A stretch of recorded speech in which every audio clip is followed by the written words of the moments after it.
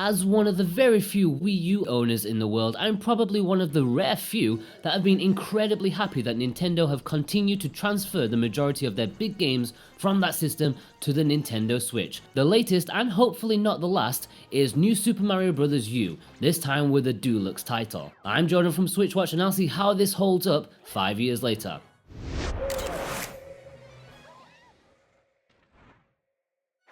I'm going to say this straight, the new Super Mario Bros. Series has always left me unimpressed as an onlooker right from the very first entry. Even as a Wii U owner, I didn't pick this one up until very late. Not because it's a bad game, in fact, it's rather excellent, but because of the clinical, lifeless, scientifically formulated nature to it. I mean, just watch the trailer, even Nintendo couldn't be bothered to try and liven it up. But as stated, it is a fantastic game, and even if I can't enthuse myself to play it at any point, I'm always happy that I did whenever the blue moon had risen.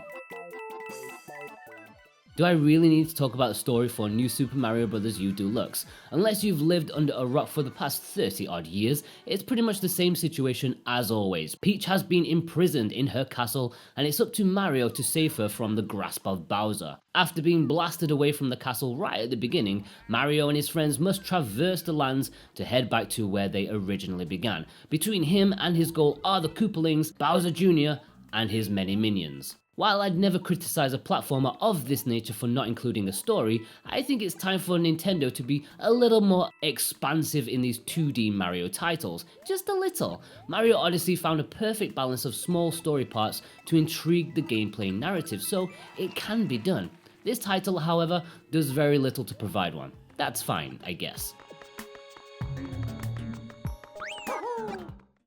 The new Super Mario Bros. Series is all about the gameplay. Considering everything else surrounding it is pretty weak, it's lucky that the gameplay is sensational. It's your standard Mario 2D platformer, one that you've played before, especially of the new variety, that uses very simple platforming mechanics to absolute perfection.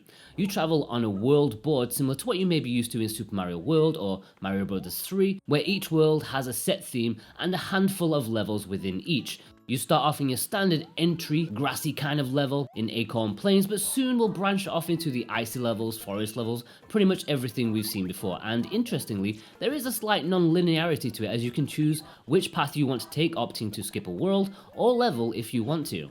It's your standard Mario gameplay as you hop, skip, and wall jump your way to the end goal of each stage, and even though there's a little bit of been here, done that, there's some nice level design once you've got out of the starting blocks of the first world. There's a lot of content too, considering this release bundles the original game and its Luigi starring expansion, which pretty much doubles the amount of content. That's a lot of platforming action, and by this point you know Nintendo have pretty much nailed level design to a T. There are lots of cute power-ups, but nothing quite as iconic as previous entries. You have the Super Acorn, which transforms you into a flying squirrel type thing, which you'll probably say is similar to the cape from Mario World or the raccoon suit from Mario 3, but it lacks the personality for some reason. The penguin suit too fails in the imagination department.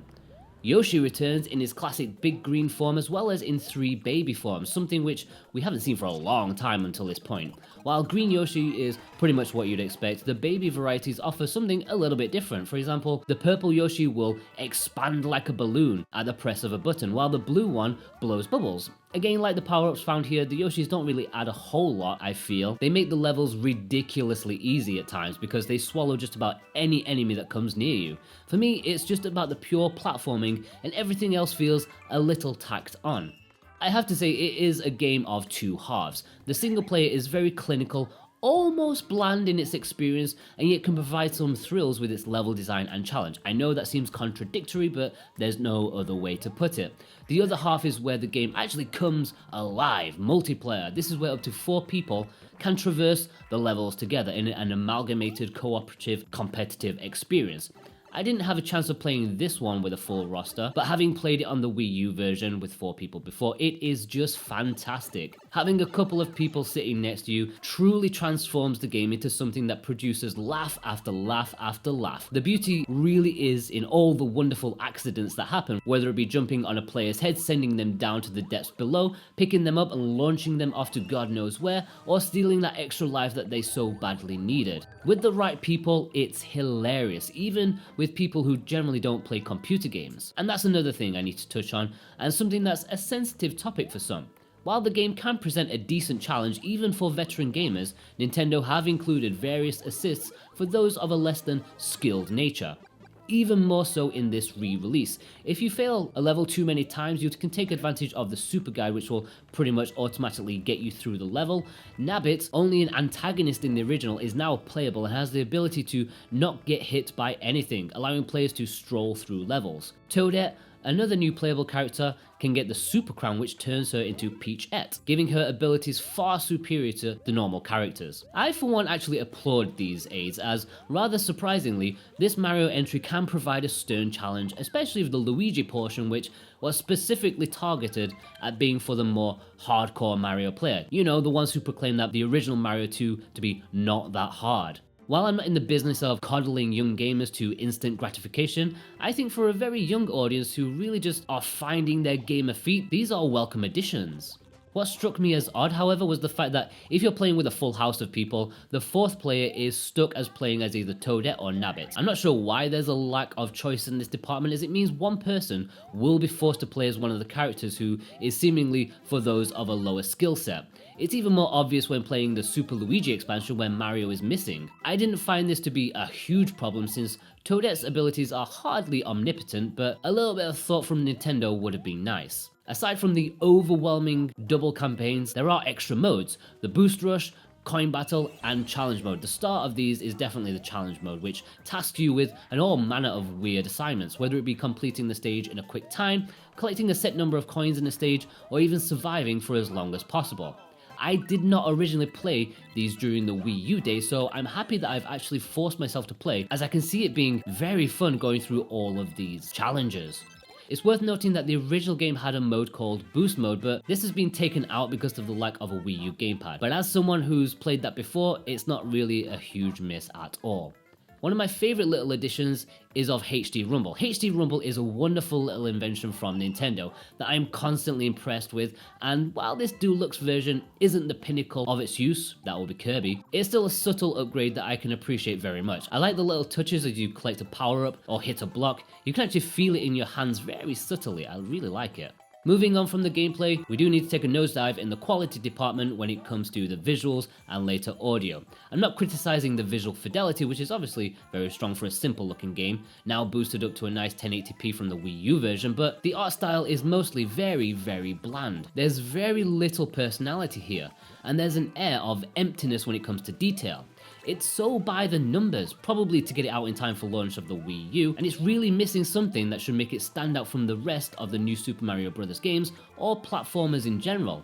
Some of the different worlds do have a nice, weird take to them, something that we've never seen before, like prime example being the Van Gogh looking weirdness that is positively great. These standouts are few and far between, however. I will say that it looks fantastic when played in handheld mode too. It's so much better than when I used to play it on the Wii U gamepad. It's just night and day how much better the Switch is. It runs very smoothly too, as you would expect. I experienced no hitches in the frame rate whatsoever. The audio is pretty tame, at least for the standards of what you would expect from a flagship Nintendo title, with Koji Kondo, Nintendo's legendary composer, taking a back seat in a supervisory role. The two composers, Shiho Fuji and Mahito Yokota, provide a little bit of safeness to your ears. As you platform around, you're accompanied by overly pleasant melodies that are slight remixes of one song over and over again. There's no catchiness or memorable tunes like you would expect. I'm not saying it's bad or anything, but it's far too safe, clinical, and unambitious for a Mario game in my opinion. Looking at value, Nintendo are still aiming for that premium price tag that other Wii U ports have asked for, £49.99 on the UK eShop and $59.99 in the US. I recommended Donkey Kong Tropical Freeze at that price, but that's because that particular game is one of the best games ever made, the pinnacle of the genre. And it was in fact that price that stopped it getting the full fat 10 out of 10 from me. U Deluxe is a far more tricky decision though. Those who owned or played the Wii U version are advised to stay well away, unless you're really itching for that Mario experience on the go. For new players, it's still a little difficult to say whether it's good value despite the wealth of content between the base game, its expansion, and the challenges. I really think Nintendo should have notched this one down £20 or dollars, and I would have given it a hearty thumbs up at that price. As it is, I'm on the edge about the price. Sure, you'll get a good 15 to 20 hours from normal play, plus a lot more for 100% completion. Getting all those star coins will not be a quick task. Maybe wait for that once per year sale where Nintendo will knock 30% off. Of course, you could just buy the Wii U version for a crazy amount cheaper, or there is a physical Switch copy which is probably going for a bit cheaper than the eShop. And if you're gonna buy it, then consider helping us out at the same time by buying through our Amazon shop in the link below. It's at no extra cost to you, and it helps us out so much to reinvest into the channel. Before I get into my final thoughts, don't forget to subscribe if you're new to this channel. We are a Switch-focused channel, hell-bent on providing the best Nintendo Switch reviews, gameplays, and features. Honestly, it's well worth it, guys. Overall, in the absence of any other 2D Mario game, New Super Mario Bros. U Deluxe is a fairly welcome addition to the Nintendo Switch's library, even if it's probably the least inspired release of them all. Fantastic gameplay, devoid of any desire to play, may make this one tough to press the buy button on. If you can force yourself past the sterile nature to it and grab a couple of friends, then you'll soon realize that it is actually a fantastic game. It's not the game you want to play, but you'll be happy you did, as you and your friends have a roaring blast playing through the generous amount of content on offer. I know this has been an overly negative review at times, but that's because it's not what you would want or hope for in Mario's adventures, but it's still a great game when it comes to gameplay. It's an 8 out of 10. If you want a different kind of platformer, then head over to watch our review of Donkey Kong Tropical Freeze, which, as stated, is a titan of the genre and an essential game for your library. I've been Jordan from SwitchWatch, and I'll see you guys over there. Take care.